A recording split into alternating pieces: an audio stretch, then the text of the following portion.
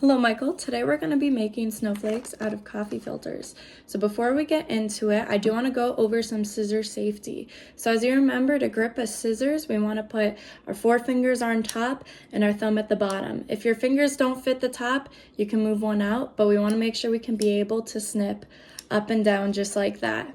Whenever we are cutting something, we want to make sure that we are cutting away from the body and not towards us because we don't want to get poked. Lastly, if you have a hard time manipulating the scissors, you are able to just rest your hand on the counter and use that for some support. So now let's get into our craft. So what you'll need is a coffee filter and a scissors, and then you'll want to be at your table with your feet on the ground so that you have extra support. So once we are there, we're going to take our coffee filter and we are going to fold it in half, just like that. And then we're going to fold it in half again. Notice how I'm using my other hand in order to flatten this piece out.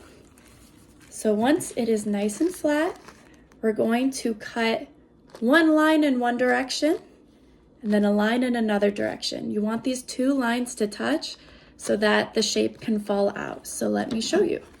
Notice how I'm cutting away from my body. We're going to take one snip in one direction, and then a snip in another direction. Keep in mind, you don't want to hurt your hands. So when you're supporting this, we want to make sure that our scissors is not getting in the way of our fingers.